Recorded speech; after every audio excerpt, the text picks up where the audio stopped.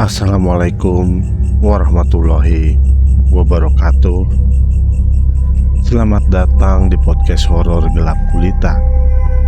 Malam ini kita akan melanjutkan kisah Unduh Jiwo karya Restu Wiratmaja. Kali ini kita udah masuk ke part ketiga ya. Bagi yang ingin baca langsung ceritanya, saya lampirkan linknya di kolom deskripsi ya. Oke, langsung saja tanpa berlama-lama, pasang headset kalian, tutup pintu, matikan lampu, dan mari kita mulai. Demit Manten. Secara detail, orang tua dari Kusumawati menjelaskan terkait gejala-gejala yang dialami oleh anaknya sebelum kematian itu tiba. Setiap kejanggalan yang terjadi saat itu, JK dan kedua orang tuanya sudah merasakan hal yang aneh semenjak Wati sering dibawa ke tempat dari salah seorang perias pengantin suruhan dari kedua orang tua Bagus. Kami sebenarnya sudah menaruh rasa curiga semenjak Wati sering memakan melati di tiap pagi, siang, dan sore. Pasalnya, setiap kali kami menghidangkan makanan, ia selalu menolak dan memaki-maki kami dengan perkataan yang menyakitkan. Terlihat dengan jelas raut wajah keseriusan yang ditampakkan oleh kedua orang tua Wati dan juga JK saat menceritakan kejanggalan-kejanggalan yang menimpa kepada Wati sebelum kematiannya. Mereka menceritakan begitu emosional sampai-sampai air matanya tidak terasa menetes begitu saja karena tidak ada tanggapan dari keluarga Bagus perihal kematian anaknya itu. Bukan hanya itu saja, mereka juga akhirnya diasingkan semenjak Wati meninggal dunia. Keluarga Bagus tidak memberikan apapun kepada keluarganya dan bahkan tidak pernah lagi menengok ke rumahnya semenjak tragedi memilukan itu terjadi. Pak Sumardi dan Ibu Sumi sangat memahami apa yang dirasakan oleh kedua orang tua Wati dan juga JK. Ketidakterimaan yang begitu meledak saat kematian misterius yang menimpa Wati masih menjadi pertanyaan besar. Karena itulah mereka akhirnya mempercayai dengan jelas bahwa hal ini dikarenakan keterkaitan benda-benda yang diberikan si perias pengantin itu kepada Wati sebelum kematian menjemputnya. Sama seperti cerita-cerita warga lainnya yang anak perempuannya menjadi korban, mereka semua mengalami hal yang sama seperti Wati. Namun apa daya, mereka semua tidak memiliki kekuatan untuk bisa mengungkapkan kebohongan dan kebengisan dari keluarga Bagus terkait dengan praktik ilmu hitam yang dijalankan oleh keluarga besarnya dengan bantuan dari demit pengantin yang disebut-sebut sebagai sosok pembantu dari proses pesugihan yang dilakukannya.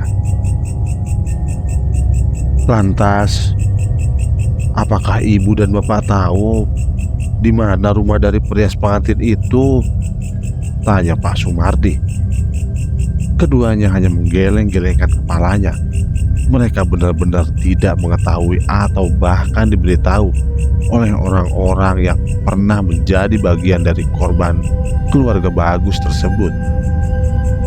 Keberadaan dari si perias pengantin itu masih menjadi misteri. Tidak ada satupun orang yang mengetahui keberadaannya kecuali hanya keluarga dari Bagus dan orang-orang yang nantinya akan dijadikan tumbal. Kami tidak mengetahui tempatnya. Kalaupun kami tahu, kami sudah membakar jasadnya menjadi abu karena dosa besar yang diperbuatnya, ucap bapak dari Kusumawati ini. Pak Sumardi dan Ibu Sumi saling menatap satu sama lain.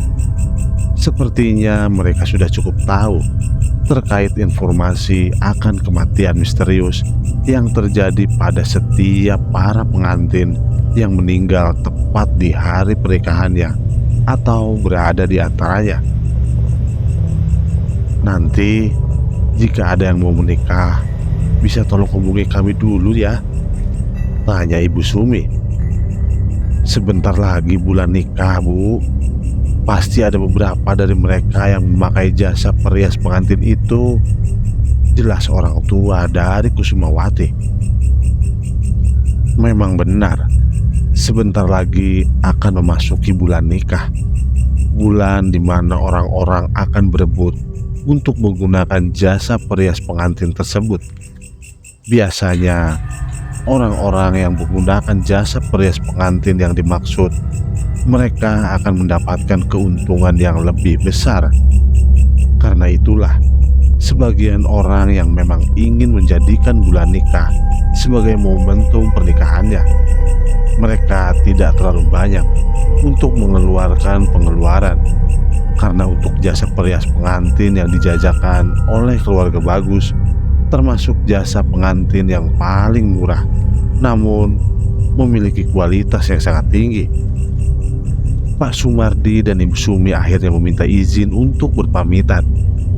Keduanya juga kembali menyampaikan rasa duka yang begitu dalam terkait 1 tahun kematian dari seorang gadis yang baik hati yang bernama Kusumawati. Pak Sumardi, Ibu Sumi, bolehkah kami meminta tolong? Tanya JK, adik dari almarhumah Kusumawati. Silahkan Cah Ganteng. Tolong, jangan ada korban seperti Mbak Wati lagi. Tolong bongkar kejahatan dari keluarga bagus. Kami bukan orang yang bergerak di bidang itu, Cah Ganteng. Kami berdua hanyalah seorang petugas yang biasa memandikan jenazah yang diutus oleh desa.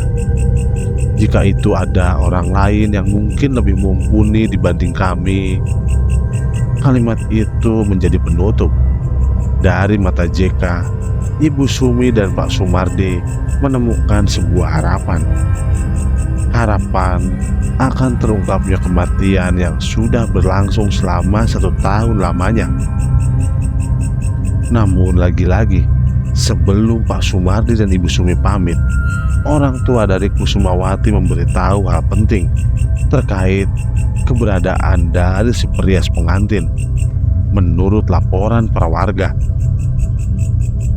Tunggu sebentar, Bu, Pak. Pak Sumardi dan Ibu Sumi terhenti sejenak. Mereka berdua menunggu kalimat selanjutnya yang akan diucapkan oleh bapak dari almarhumah Kusumawati ini. Kalau tidak salah, aku pernah mendengar kabar dari warga sekitar jika Bagus akan menikah dengan salah seorang wanita dari desa sebelah. Mungkin mereka tahu akan tempat tinggal dari tukang rias pengantin tersebut. Lalu, apa yang harus kami lakukan? Tanya Ibu Sumi kepada bapak dari Kusumawati. Maksud saya, mungkin saja pernikahannya akan dilaksanakan beberapa hari ke depan. Dan yang aku takutkan, wanita tersebut adalah tumbal selanjutnya. Mendengar hal tersebut, Ibu Sumi dan Pak Sumardi hanya mengangguk paham. Mereka berdua memang berniat untuk menghentikan hal tersebut. Namun, untuk siapa orang yang mampu menghentikannya? Pak Sumardi dan Ibu Sumi akan melakukannya bersama dengan orang-orang yang mumpuni dalam bidang ini. Sekali lagi saya minta, tolong jangan ada korban yang sama seperti anak saya, pinta dari Bapak Kusumawati. Ibu dan Pak Sumardi pun mengiyakan apa yang dikatakan oleh orang tua Kusumawati. Terlihat dengan jelas keseriusan dari orang tua Kusumawati. Sampai-sampai Air matanya berjatuhan tatkala mendengar kalimat itu, seperti memberikan sebuah arti tersirat bahwa luka mereka belum juga kering dimakan waktu. Mereka semua berharap jika kematian dari Kusumawati dapat terungkap dan si pelaku bisa mendapatkan balasan yang setimpal dengan apa yang diperbuatnya. Matahari mulai tenggelam, suasana mendadak menjadi gelap. Orang-orang di desa Tejokromo segera memasuki rumahnya masing-masing. Selama seharian penuh mereka berada di luar rumah. Akhirnya mereka beristirahat untuk berkumpul bersama dengan keluarganya masing-masing.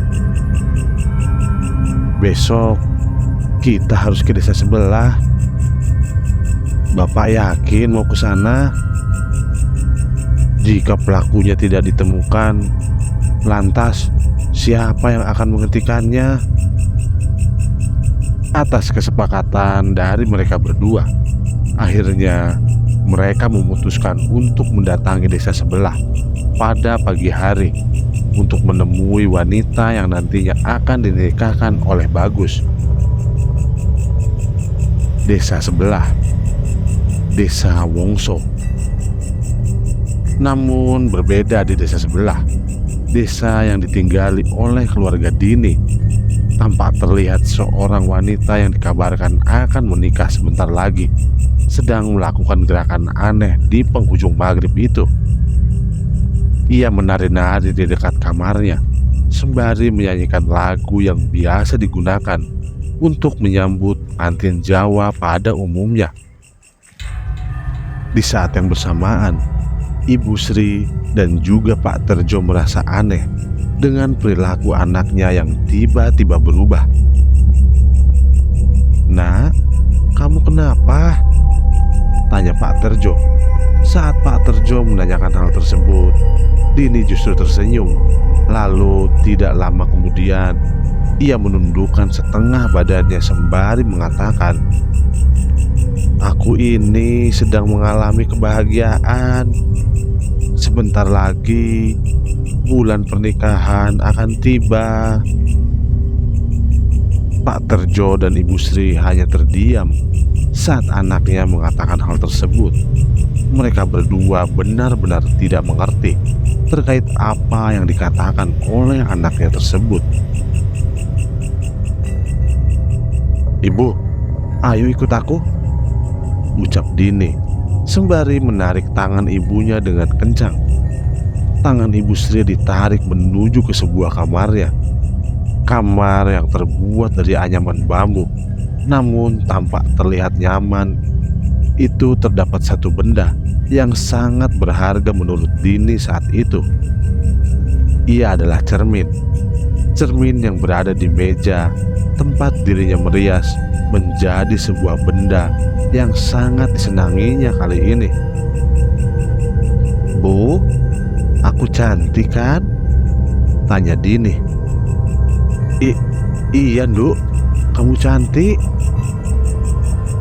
Sebentar lagi aku akan dinikahi oleh seorang pria kaya raya, ganteng, dan mencintaiku sepenuhnya. Aku tidak sabar ingin melihat pesta pernikahan itu, Bu." "Kamu waras kan, Duk? Kamu gak lagi kepelet atau apa kan? Kok kamu aneh gitu?" tanya Ibu Sri. "Ibu, aku lagi bahagia. Aku lagi seneng. Aku lagi merasakan bahwa dunia sedang berpihak kepadaku. Karena itu, aku tidak berhenti untuk menari dan bercermin setiap hari." Ibu Sri yang melihat perubahan perilaku dari Dini hanya bisa bertanya-tanya dalam hatinya. Entah karena itu adalah sebuah kebahagiaan yang baru saja diungkapkan oleh anaknya, atau ada hal lain yang menjerumuskan anaknya menjadi seperti itu. "Sudah, Nduk, bentar lagi maghrib. Gak baik bercermin kalau maghrib tiba," Ayo, kita sholat bareng-bareng. Dini tidak mengindahkan perkataan ibunya. Ia tetap bercermin dan tersenyum dengan sendirinya, sembari memuji-muji kecantikan wajahnya yang tidak tertandingi oleh wanita-wanita lain di desanya. Setelah memerintahkan anaknya, Ibu Sri keluar dari kamar dan langsung mengambil air wudhu di kamar mandi.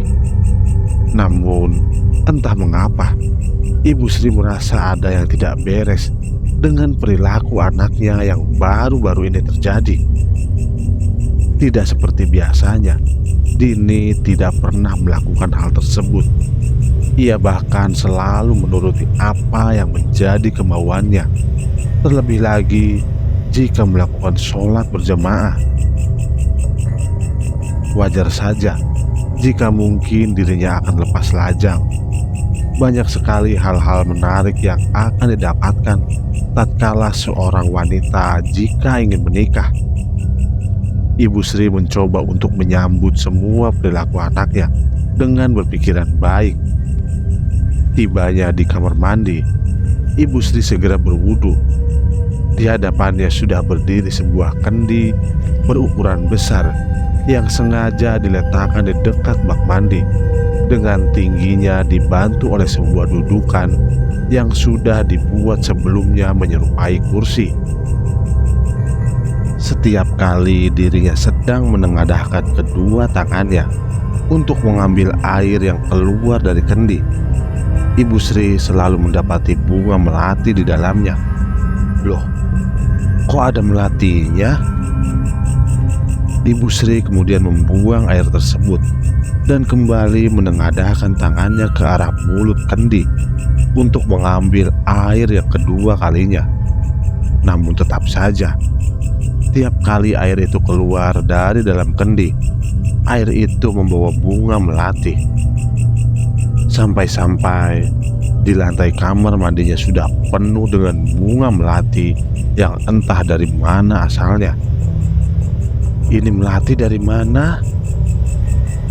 Karena penasaran, Ibu Sri pun memeriksa bagian dalam kendi. Ia hanya ingin tahu siapa yang meletakkan bunga melati di dalam kendi tersebut.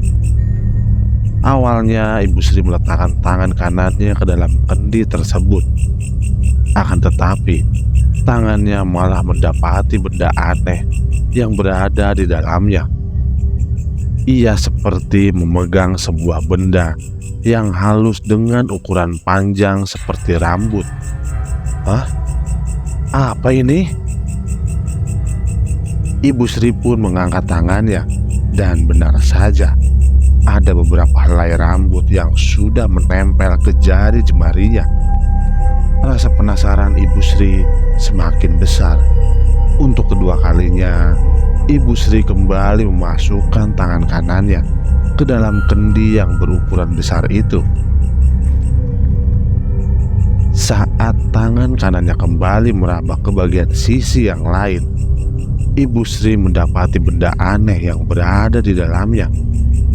Ia merasa seperti sedang memegangi sebuah wajah lengkap dengan bagian mulut, mata, hidung, dan telinganya.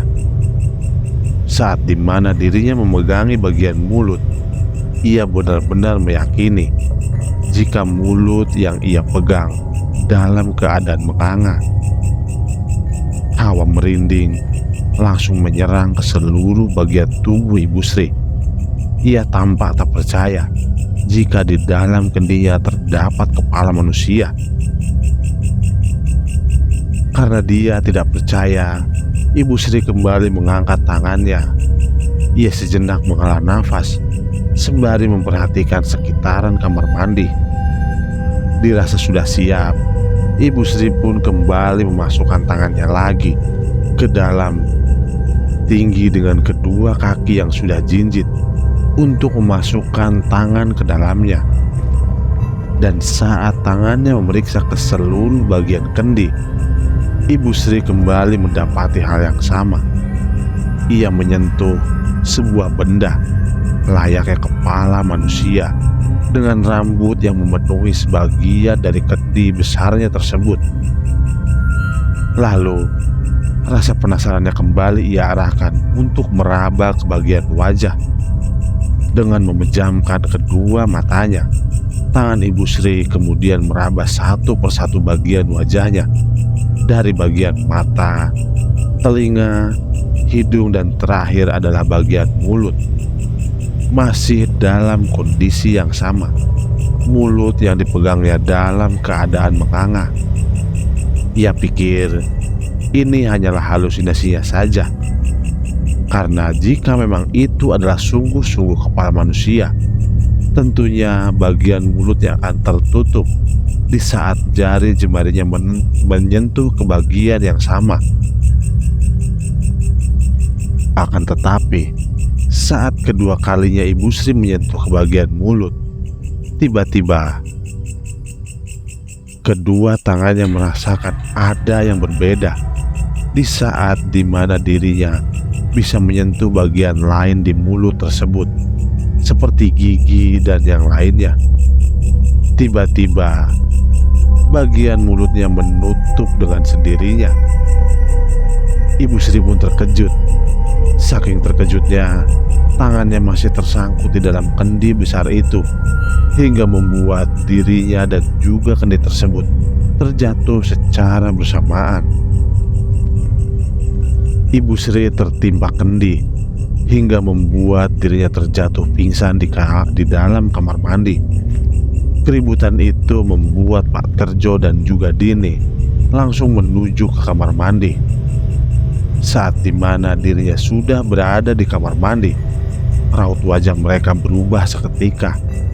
Yang dilihatnya sekarang adalah tubuh Ibu Sri yang sudah tergeletak di kamar mandi bersamaan dengan reruntuhan kendi yang telah hancur porak-poranda.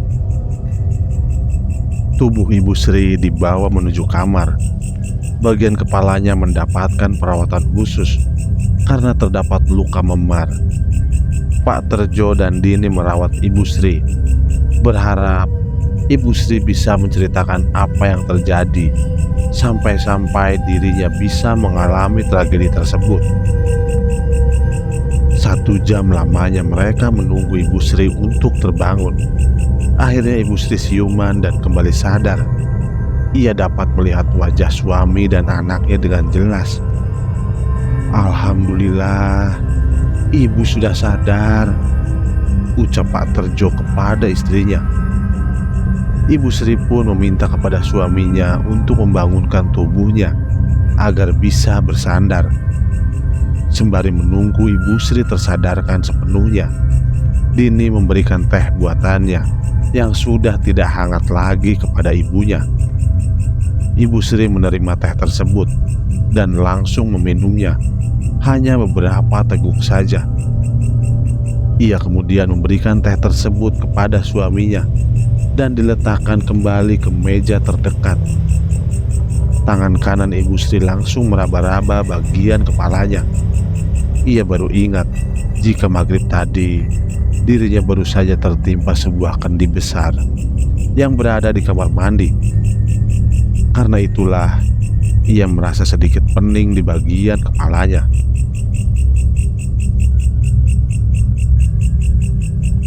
"Bu, Ibu gak apa-apa kan?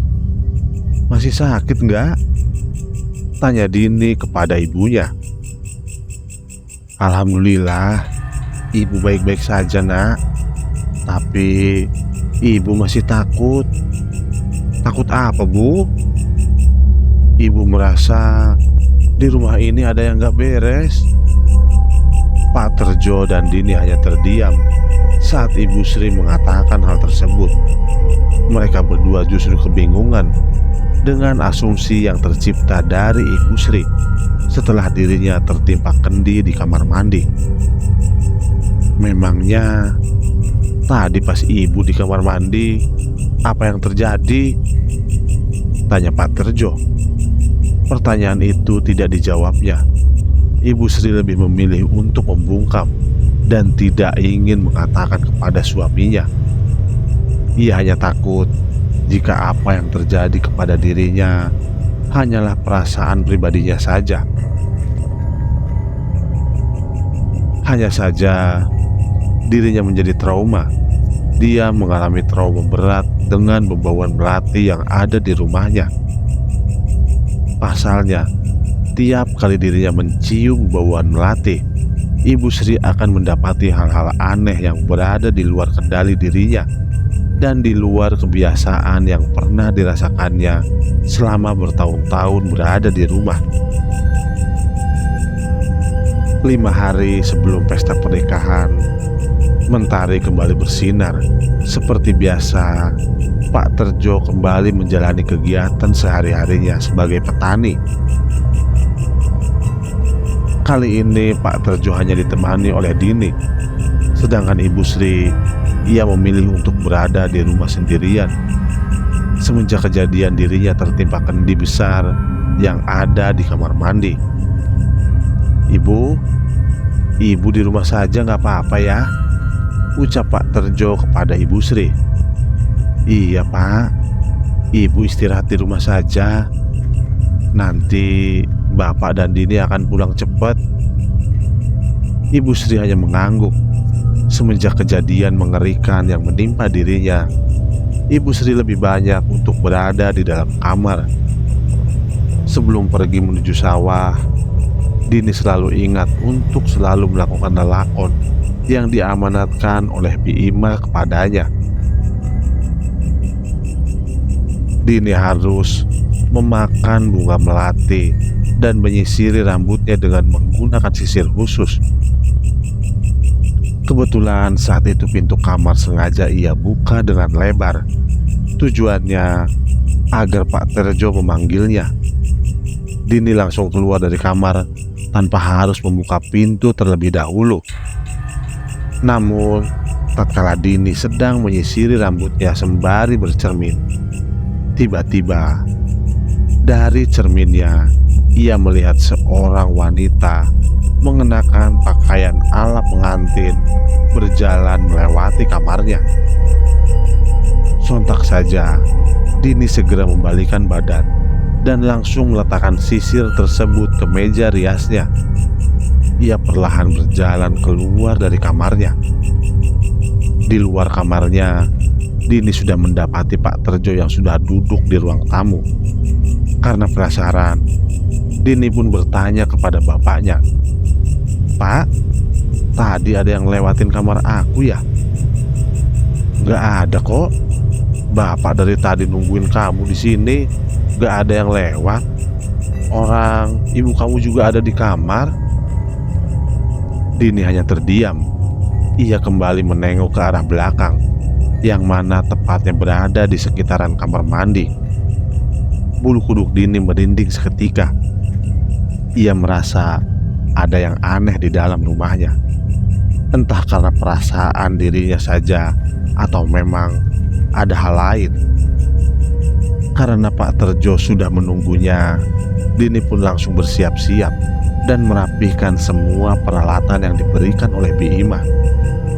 Selama Pak Terjo dan Dini berada di sawah, Ibu Sri berada di rumah seorang diri. Ia tidak berani untuk keluar dari kamarnya semenjak kejadian tersebut. Terlebih lagi, beberapa kejanggalan aneh yang dirasakannya benar-benar terasa begitu pekat. Dan benar saja, dari luar kamar, Ibu Sri mendengar suara wanita sedang bernyanyi menggunakan bahasa Jawa. Tubuh Ibu Sri bergetar saat mendengar suara nyanyian itu. Ia menyadari bahwa di rumahnya hanya seorang diri. Pak Terjo dan Dini sedang berada di sawah. Lantas, siapa wanita yang sedang bernyanyi di rumahnya tersebut?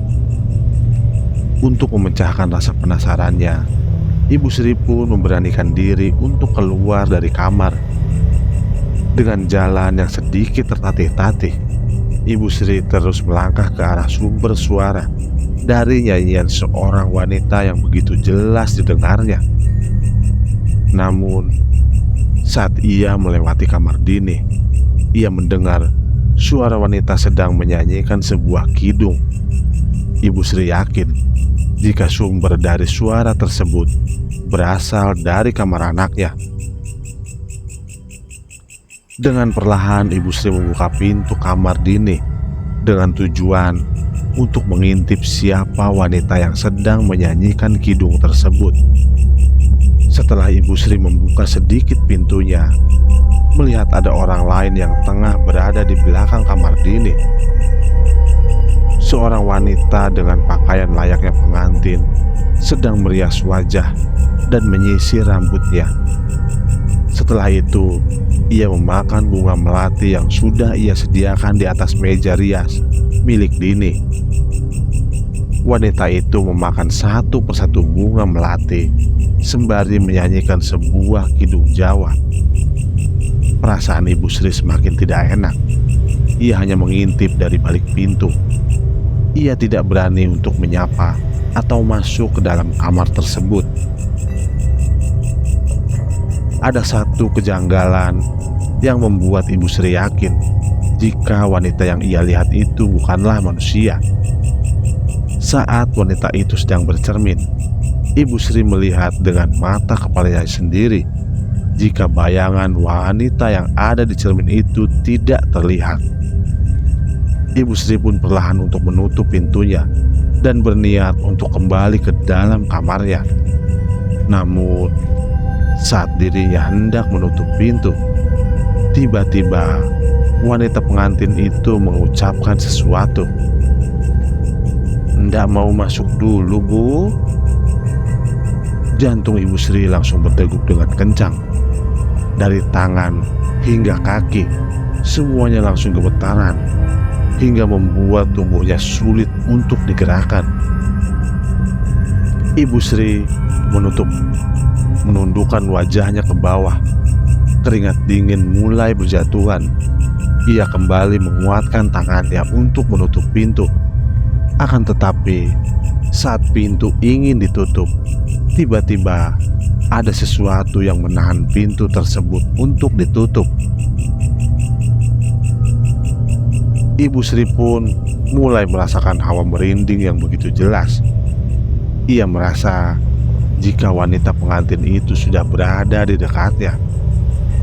Dan benar saja, saat Ibu Sri mendongakkan wajahnya ke atas, ia terkejut saat sosok wanita pengantin dengan wajah yang benar-benar pucat dan kedua matanya yang menghitam sedang menatapnya sambil menahan pintu. Lalu, tidak lama kemudian, wanita pengantin tersebut mengucapkan sesuatu. "Ndak mau masuk dulu toh, Bu?" Setan. Ibu Sri segera melepaskan pintu tersebut dan berlari ke arah depan rumah.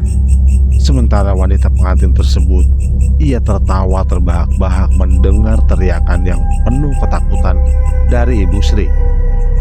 Selanjutnya, Ibu Sri menuju ke sawah seperti orang kesetanan. Ia terus berlari hingga menabrak orang-orang yang ada di sekitarnya. Saat Ibu Sri terjatuh, dirinya mendapati seorang wanita dan seorang pria beserta dengan anaknya yang semuanya mengenakan pakaian sangat rapih. "Maaf Pak, maaf Bu, maafkan saya," ucap Ibu Sri sebelum mengetahui siapa orang-orang yang ia tabrak. Seorang wanita yang ditabrak oleh Ibu Sri pun langsung menundukkan badannya sembari memegangi kedua tangan Ibu Sri. Apakah dia sudah datang? Ibu Sri yang mendengar suara itu langsung terdiam. Suaranya benar-benar sangat dikenali olehnya dan tampak familiar. Saat dimana dirinya mendongakkan kepalanya ke atas, Ibu Sri terkejut bahwa yang ada di hadapannya sekarang adalah calon mertua dari Dini, Bunda Melati. Bunda Melati? Apakah dia sudah datang? Siapa yang Bunda maksud? Bunda Melati tersenyum mendengar kepolosan yang tampak jelas dari wajah Ibu Sri. Dan memang demikian, Ibu Sri tidak mengetahui siapa yang dia maksud. Akhirnya, Ibu Sri pun membisikkan sesuatu ke telinga Ibu Sri. Ia kemudian mengucapkan kalimat yang membuat Ibu Sri ketakutan karenanya. Demit mantet. Part 3 selesai. Oke, itulah tadi Ngunduh Jiwo part 3 karya Restu Wiraatmaja. Nantikan kelanjutannya besok ya. Dan terima kasih sudah menonton cerita horor kali ini. Jika Anda menikmati kisah ini, jangan lupa untuk like, share, dan subscribe agar Anda tidak ketinggalan cerita-cerita menyeramkan lainnya. Aktifkan juga lonceng notifikasinya supaya Anda menjadi yang pertama tahu ketika ada video baru. Jika Anda punya pengalaman horor atau cerita seram lainnya, tuliskan di kolom komentar di bawah. Sampai jumpa di cerita berikutnya. Dan ingat, hati-hati saat gelap tiba. Selamat malam.